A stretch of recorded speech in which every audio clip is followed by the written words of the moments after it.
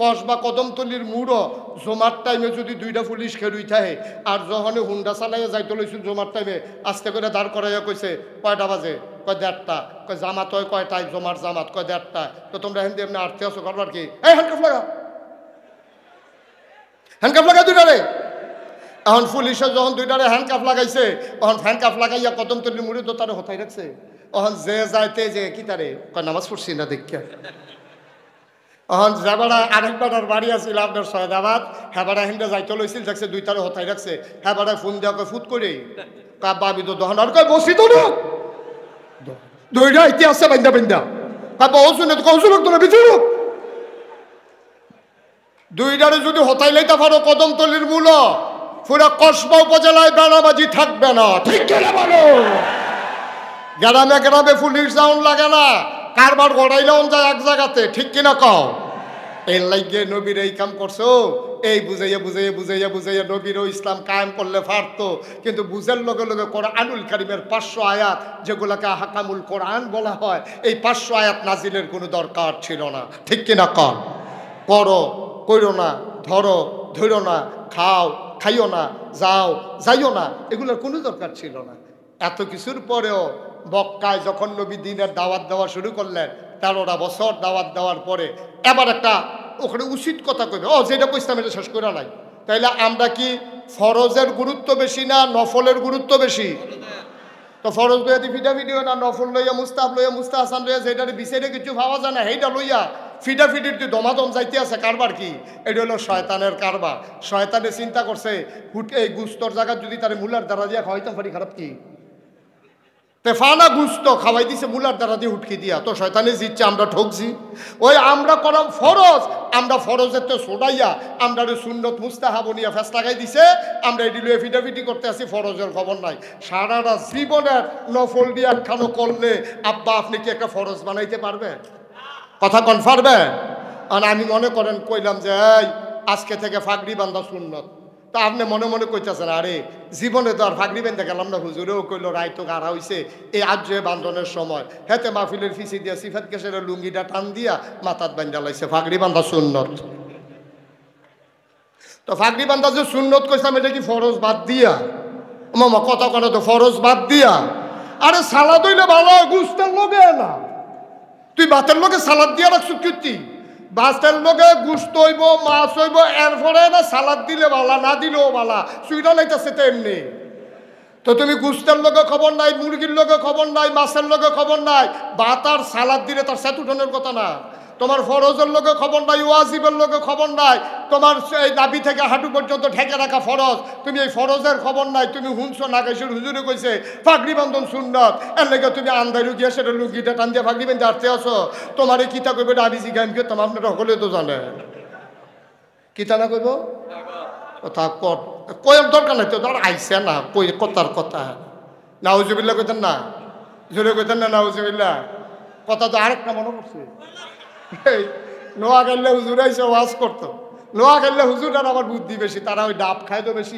আইউডিন বালা নোয়াখালীর হুজুরে যখন ওয়াজ করতে আইসে তখন ওয়াজের ভিতরে হুজুরে কইছে সারা জীবনের নফল মিলাইলো একটা ফরজ বানাইতেন পারতাম না তো মাহফিলে হাজার হাজার লোক হুজুরের ওয়াজ শুনছে কই হুজুর তৈলি কি নফল দিয়ে ফাও গেল রে একজন আরেকজনের লোক আলাপ করতে আসে কই জিজ্ঞাসা হুজুরে জিজ্ঞাসা তো একবার আত্মীয় হুজুর প্রশ্ন আছে কয় কি হুজুর ওই যে কইলেন যে সারা জীবনের নফল মিলাইলো একটা ফরজ বানান যাইতো না তৈলে কি আমার নফল দিয়ে ভাও গেল তৈলে হুজুর আপনি কুদুর কইয়া দেন কতটা নফল এক লোকে করলে একটা ফরজ বানান যাবে এটা কুদুর কইয়া দিলে কাম লাগলে যা কম আছে এটা বাড়াইয়া কয়দিন কইরা লাম তো একটা ফরজ হোক হুজুরে কয় এত বছর ওয়াজ করি 40 বছর হয়েছে কিতাব পড়লাম কত কয়টা নফল মিলাইলে একটা ফরজ এইটা তো কোনোক্ষণ পাইছি না এটা কিতা করো হুজুরে বুঝছে যে এমনি হইতো না এটা মুগুইটা জবাব দেওয়ান লাগবে হুজুরে ধুম ধরে বিচারতেছে কি জবাবটা দিলে ভালো হয় হুজুরে জিজ্ঞেসে কি জানা জিজ্ঞেসলেন হুজুর জিজ্ঞেসলাম কয়টা নফল মিলাইলে একটা ফরজ এটা জিজ্ঞেসলাম হুজুরে মুচকি হাসি দিয়া কয়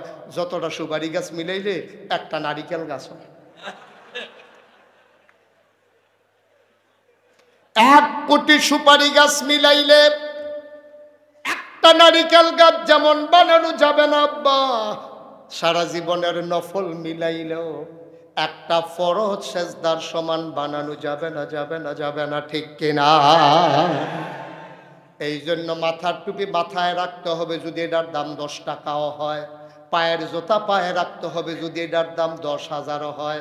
ও মুসলমান, জুতা দামি বলে পায়ে দেওয়া যাবে না, মাথায় দেওয়া যাবে না। টুপি কম দামি বলে টুপি দিয়া জুতা মুছা যাবে না। ও মুসলমান, হক্কানি পীর মাশায়েখেরা আলেম ওলামারা তোমরা পায়ে ধরে ধরে বুঝিয়ে বুঝিয়ে তাদের মেধা যোগ্যতা খাটিয়ে খাটিয়ে সোনার মানুষ বানিয়েছে, ধারা আল্লাহর নবী দিয়েছেন। এমন করে দিনের দাওয়াত দেওয়ার পরে এই মানুষগুলো যখন আল্লাহর পথে আসতে চাইল, আল্লাহর নবী মুহাম্মদুর রাসূলুল্লাহ সাল্লাল্লাহু আলাইহি ওয়াসাল্লাম এই নবীজি যখন দিনের দাওয়াত দিলেন, তখন আমরা কসবা আড়াই বাড়ির মানুষগুলো ছিলাম না, ব্রাহ্মণপাড়া কসবার মানুষ ছিলাম না, কুমিল্লা আর ব্রাহ্মণবাড়িয়ার মানুষ ছিলাম না। ১৩,০০০ বছর আগে নবী যখন আসলেন, নবীরে যারা আল আমিন বলছিল আমরা না, কোনো মুসলমান না, আল আমিন বলছিল কাফেরেরা, ঠিক কিনা? নবীরা আল আমিন বলছিল কাফেরেরা, নবীরা সাদেক বলছিল কাফেরেরা। আল্লাহ তাবারক ওয়া তাআলা এই নবীর তো মর্যাদা বাড়িয়ে দিলেন, কাফের দিয়া তাদের প্রশংসা করালেন, নবীর প্রশংসা করালেন। কিন্তু এই নবী কি আর মক্কায় থাকতে পারলেন? এত সোনার মানুষ, এত নির্মল চরিত্র, এত কোমল হাসি, এত সুন্দর চেহারা, তারপরও নবী থাকতে পারলেন না মক্কায়। জন্ম তার মক্কায়, শৈশব মক্কায়, তারুণ্য মক্কায়, যৌবন মক্কায়, কৈশোর মক্কায়, ওই বিবাহ করলেন মক্কায়, নিজের বাড়ি মক্কায়, শ্বশুর বাড়ি মক্কায়, মেয়ে বিয়ে দিলেন মক্কায়, তিনি থাকতে পারলেন না মক্কায়, চলে যাওয়া লাগলো মদিনায়। কেন নবী চলে যাওয়া লাগলো মদিনায়? ও মুসলমান, দারুন নাদওয়ায় সিদ্ধান্ত হয়ে গেল নবীরে আর রাখা হবে না, নবীরে মেরে ফেলা হবে। আল্লাহ জানেন নাকি জানেন না? নবীর ব্যাপারে কাফেররা যে সিদ্ধান্ত নিয়েছে আল্লাহ জানেন নাকি জানেন না? আমার কথা কারা জানেন নাকি জানেন না? আল্লাহ ডাইকা পাঠাইলেন জিবরাইল যাও। জিবরাইল এসে নবীকে সালাম দিলেন, আসসালাতু ওয়াসসালামু আলাইকা ইয়া রাসূলুল্লাহ, আসসালাতু ওয়াসসালামু আলাইকা ইয়া হাবিবাল্লাহ, আসসালাতু ওয়াসসালামু আলাইকা ইয়া শাফিয়াল মুজনুবিন, আসসালাতু ওয়াসসালামু আলাইকা ইয়া রাহমাতাল লিল আলামিন। সুবহানাল্লাহ বলবেন না? নবীকে এসে বললেন, ও নবী, আপনি আর মদিনা মক্কায় থাকবেন না, আপনি চলে যাবেন মদিনায়। নবী চলে গেলেন আবু বকর সিদ্দিককে নিয়ে। ওটা বলা আমার উদ্দেশ্য না। নবীর কতগুলো পাগল সাহাবা ছিল, ওরা প্রতিদিন সকালবেলা নবীর এক নজর দেখতে নবীর ঘরে যাইতো। এমন একজন পাগল সাহাবা নাম হইল আব্দুর রহমান ইবনে আউফ। সুবহানাল্লাহ কয় না? জোরে কয় না সুবহানাল্লাহ? আব্দুর রহমান ইবনে আউফ তিনি ঘরে গেলেন নবীকে দেখার জন্য। সালাম দিলে লোক একজন বের হয়ে এসে কয়, ভাই নবীজি তো নাই। কয় নবী গেছে কই? কয় বলতে পারবো না কই গেছে। এবার তিনি মনে করলেন যেই মক্কায় নবী নাই, সেই মক্কায় আমি আব্দুর রহমান ইবনে আউফও থাকবো না। চলে গেলেন ঘরের ভিতরে, পটলার ভিতরে কাপড় নিলেন, তিনি রওনা করলেন মদিনার দিকে।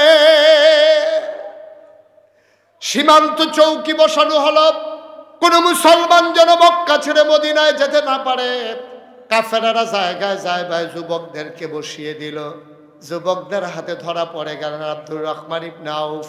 যুবকেরা নিয়ে গেল দারুন নাদওয়ায় কাফের সর্দারদের কাছে। আবু জেহেল, আবু লাহাব, উতবা, সাহেবা সবাই ডাক দেয়া, আব্দুর রহমান ভাই, আপনি তো ভদ্র মানুষ, আপনি শালীন মানুষ, আপনি সুন্দর মানুষ, চলেন আপনি দুধুরস্ত একটা পাঞ্জাবি একবারের বেশি দুইবার আপনি গায়ে দেন না, দামি পারফিউম আপনি আতর ব্যবহার করেন, আপনি কই যাচ্ছিলেন? এবার আব্দুর রহমান কয়, ভাই যেই মক্কায় নবী নাই, এই মক্কায় আমি আব্দুর রহমান থাকতে পারবো না, আমি চলে যাব মদিনায়। তাই তাইলে টুপিটা খুলে দেন, পাঞ্জাবিটা খুলে দেন, সাথে কি আছে বের করে দেন। আব্দুর রহমান টুপি খুললেন, পাঞ্জাবি খুললেন, পটলায় টাকা ছিল টাকাও দিয়ে দিলেন। এবার আব্দুর রহমান আস্তে করে ঘরে চলে গেলেন।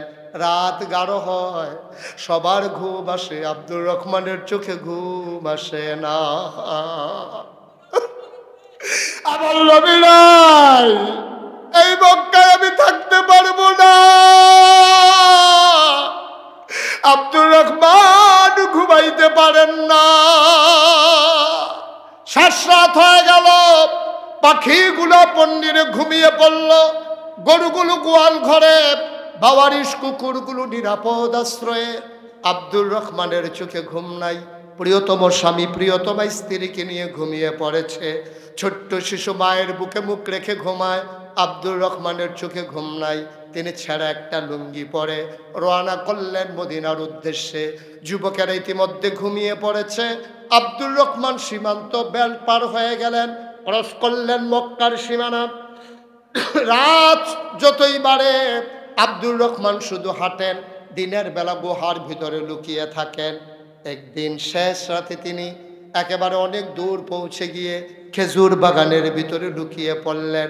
হঠাৎ করে কান পেতে শুনলেন মসজিদের মিনার থেকে ঘোষণা আসে, আসসালাতু খায়রুম মিনান নাওম। আব্দুর রহমান বুঝে ফেলছে যে আমি বোধহয় মদিনার কাছাকাছি চলে আসছি। আবার আব্দুর রহমান ঠান্ডা পানি দিয়ে ওযু করে মসজিদের ভিতরে ঢুকলেন। নবীজি আসলেন, একামত হয়ে গেল, জামাত শেষ হলো, আল্লাহর নবী ঘুরে বসলেন। এটা ওনার নিত্য নৈমিত্তিক অভ্যাস ছিল যে কার কি সমস্যা জানার জন্য নবীজি ঘুরে বসে বললেন, কারো সমস্যা? বলছে যে না ইয়া রাসূলুল্লাহ, আমরা ভালো আছি আলহামদুলিল্লাহ। ওই কোনায় একটা মানুষ বসেছে, ওকে। আমার তো মক্কায় এমন একজন সাহাবা ছিল, তার নাম ছিল আব্দুর রহমান। সে বড় পাগল ছিল, ডেইলি একবার করে আমার সাথে দেখা করতে এসে সেই মানুষটা তার মতোই, এই মানুষটাকে দাঁড়াও দেখি। এখন আব্দুর রহমান আস্তে করে দাঁড়াইলেন, ডাক দেয়া কয়, নবী গো, এই মানুষটা আব্দুর রহমানের মতো না, এইটাই আপনার আব্দুর রহমান।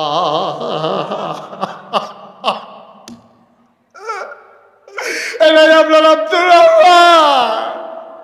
ও আব্দুর রহমান, তুই একটা পাঞ্জাবি একবারের বেশি দুইবার গায়ে দেশ নাই, তোর গায়ে আজকে পাঞ্জাবি নাই, বুকের পাজর গুলো গোলা যায়, পেট পিঠ একসাথে লেগে আছে, চোখগুলো গড়তে চলে গেছে, গালের হাড্ডি বের হয়ে গেছে, তোর দাড়িগুলো উস্কো খুস্কো, চুলগুলো তোর এলোমেলো ধোলা মাখা। ও আব্দুর রহমান, এই অবস্থা তোর কে করলো? আমার বুকে আব্দুর রহমান। আল্লাহর নবী হাত ছড়িয়ে দাঁড়ালেন। আব্দুর রহমান ইবনে আউফ লাফ দিয়া নবীর বুকের মাঝে পড়ে গেলেন। নাক দিয়ে ঘষে ঘষে জান্নাতি গন্ধ নেয়। কবে ধরে নবী দেখি না, নবীর গায়ের জান্নাতি গন্ধ কবে থেকে পাই না। কবে থেকে আমার নবীরে দেখি না। আমার নবী তিনি জড়িয়ে ধরে আছেন শক্ত করে, আল্লাহর নবী ধরে আছেন। আল্লাহর নবীর চোখের পানি দিয়ে আব্দুর রহমানের পিঠ ভিজে যায়, আব্দুর রহমানের চোখের পানি দিয়া নবীর বুক ভিজে যায়। এবার নবী ছেড়ে দিলেন। আব্দুর রহমান, আর কান্দিস না, সবর করেই তো এসে গেছস।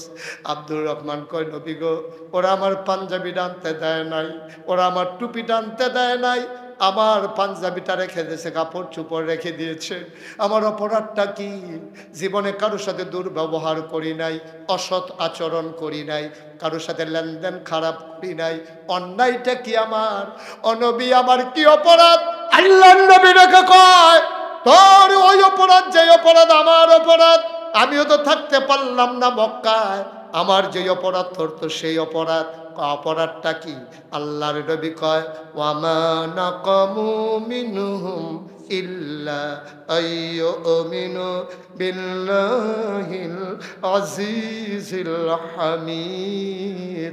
একটাই অপরাধ, আমরা এক আল্লাহর উপরে ঈমান এনেছি, ঠিক কিনা?